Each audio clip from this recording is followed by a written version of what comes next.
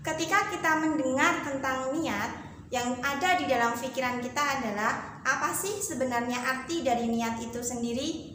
Kira-kira sudah berapa kalikah kita berniat dalam satu hari?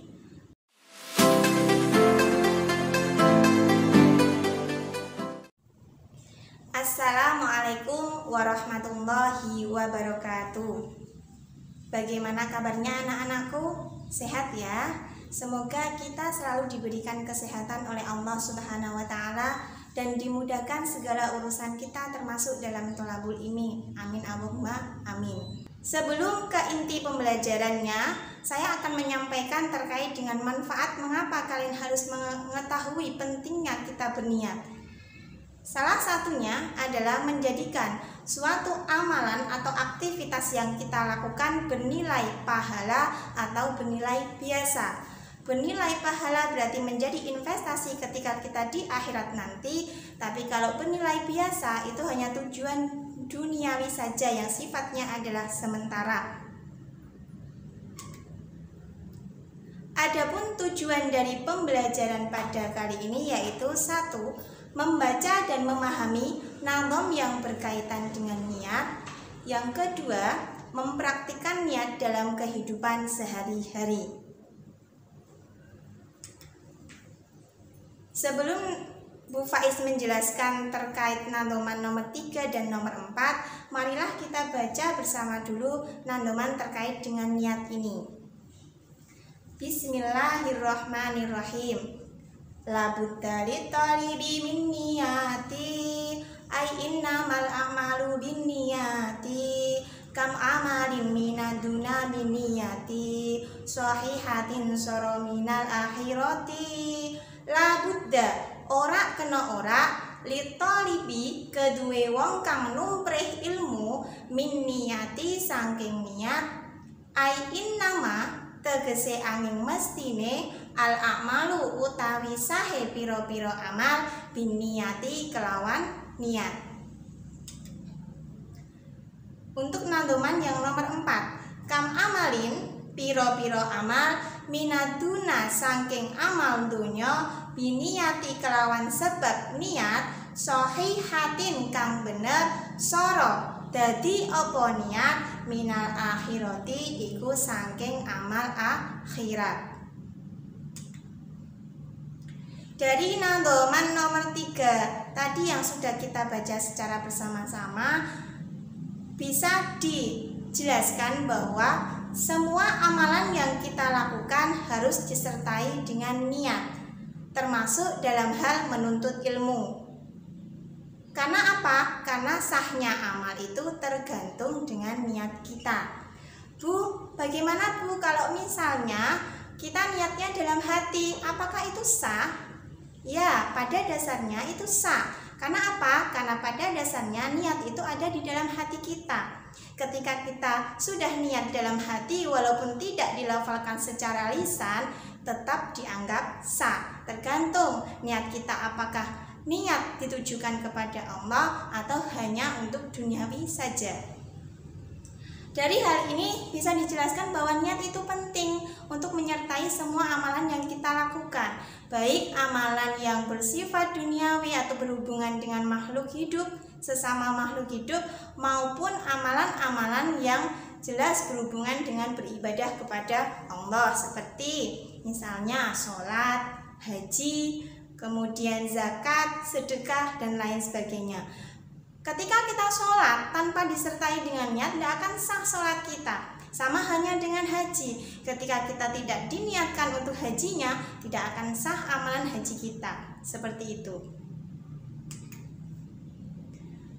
Kemudian untuk nadoman nomor 4 tadi, kam amalin minaduna bin niyati sahihatin soro minal akhirati.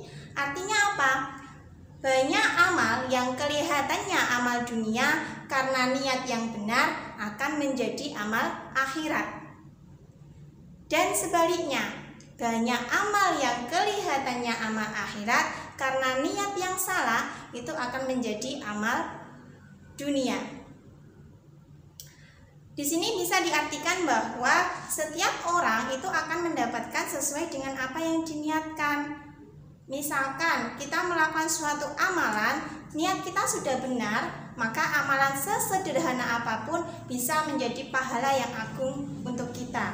Tapi ketika kita melakukan suatu aktivitas atau amalan, niatnya salah, maka sebesar apapun amalan yang kita lakukan itu akan bernilai biasa dan hanya yang didapatkan adalah tujuan duniawi saja. Kemudian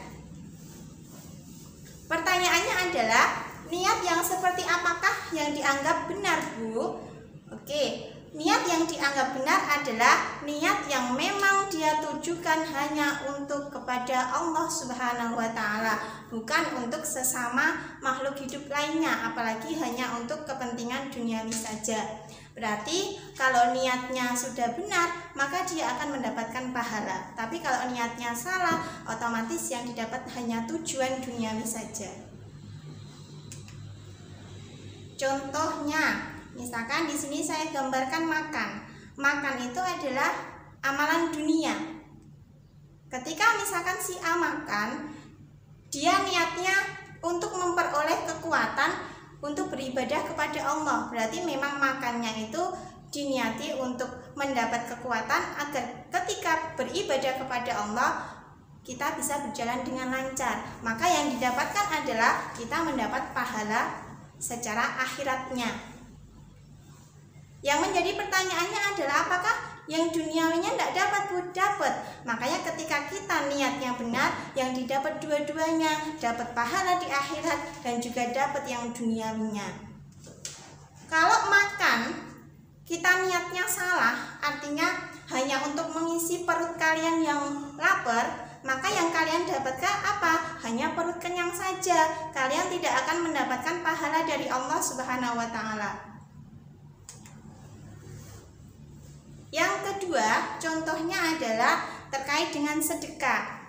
Sedekah ini bisa dijadikan sebagai amal akhirat. Ketika niat kita benar, maka akan mendapatkan pahala. Tapi ketika niat kita salah, yang kita dapatkan adalah sesuai yang kita rentekkan atau yang kita niatkan. Contohnya, misalkan di sini sedekah, kita niatkan ditujukan kepada Allah, maka yang didapat adalah pahala sekaligus mendapat keberkahan dalam hidupnya, bahkan keberkahan dalam rezekinya atau hartanya.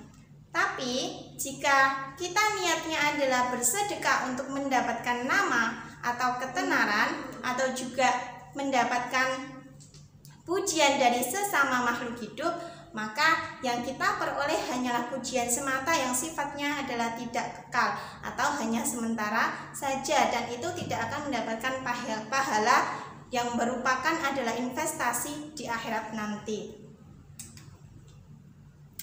Oke, di sini sudah paham ya? Jadi bisa disimpulkan bahwa sahnya suatu amalan atau aktivitas yang kita lakukan itu tergantung dengan niat kita. Jika niat kita benar, maka yang kita peroleh adalah pahala. Tapi jika niat kita salah, maka yang kita peroleh hanyalah tujuan duniawi saja.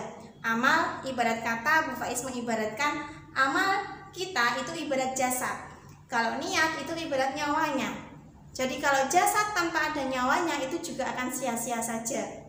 Sama halnya dengan amal ibarat pohon, dan niat itu adalah akarnya. Pohon itu tidak akan tumbuh dengan baik manakala tidak mempunyai akar yang kokoh.